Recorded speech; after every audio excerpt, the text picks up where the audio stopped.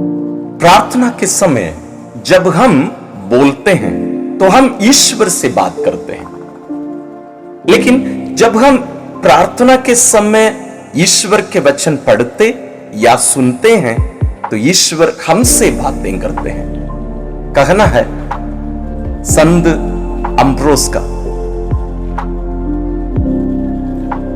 लेकिन दैनिक जीवन में हम पुरोहित हों या आप विश्वासी हों, कोई भी व्यक्ति हो, बहुत बार इस वचन जब हम प्रार्थना के समय या बाहर जब हम पढ़ते हैं एक पहेली बनकर रह जाता है।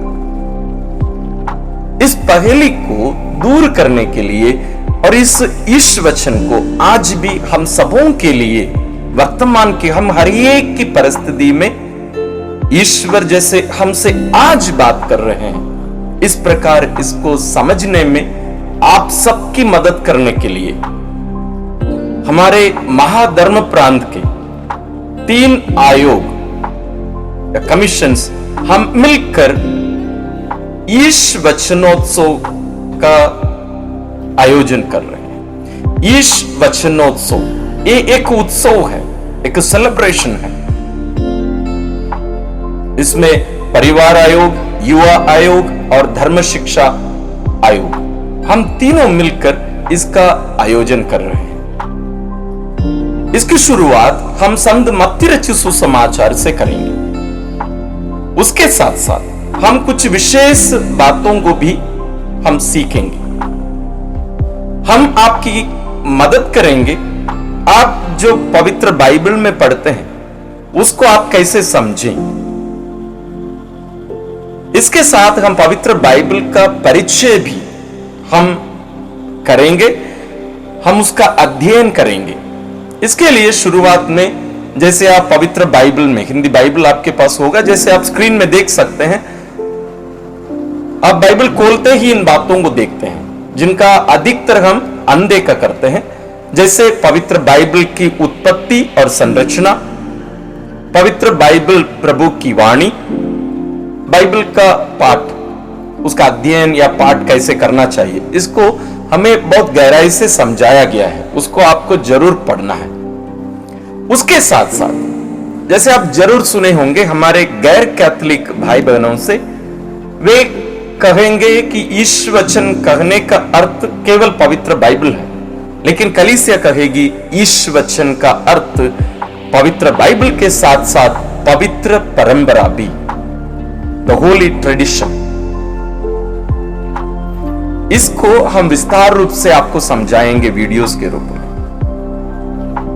साथ ही कैथोलिक बाइबल और प्रोटेस्टेंट बाइबल में अंदर है, आपको जरूर मालूम होगा, इसको भी हम समझाएंगे।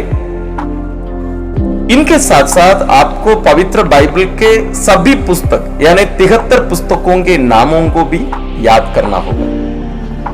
इसके साथ हम आपको संत मत्ती रचित सुसमाचार का परिचय कराएंगे, इसका लेखक के बारे में, संत मत्ती, इसकी संरचना, इसका जो स्ट्रक्चर है, बहुत ही विशेष रूप से संत मत्ती लिखे हैं।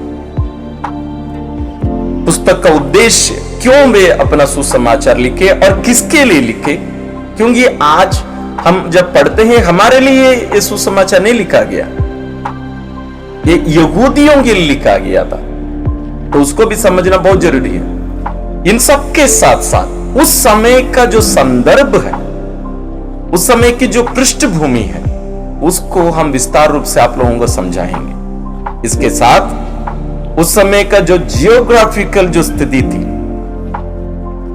उसको भी हम आपको समझाएंगे। इनके साथ साथ जैसे हम बार बार सुनते हैं फरीसी, सदुकी, नाकेदार, समारी, ये सब कौन थे, इसका भी हम आपको परिचय कराएंगे। तो एक प्रकार से जब हम इस अध्ययन का समापन करेंगे, आपको यह अनुभव होगा कि आप पवित्र बाइबल को एक नए दृष्टिकोण से देख पा रहे हैं और आपको लगेगा कि आज ईश्वर आपसे बात कर रहे हैं। ये कुछ कहानी नहीं है या कुछ बातें 2000 साल पहले लिखी हुई जिसको हम पढ़ रहे हैं, याद कर रहे हैं, वैसे नहीं लगेंगे। बल्कि आपको यह लगेगा कि आज ईश्वर मुझसे बातें कर रहा है। यह हमारा उद्देश्य है। तो इसलिए हम आप सबसे अनुरोध करेंगे कि आप सभी बढ़ चढ़कर इसमें सहभागी होंगे। आप अपने सभी प्रियजनों को भी प्रेरित करिएगा।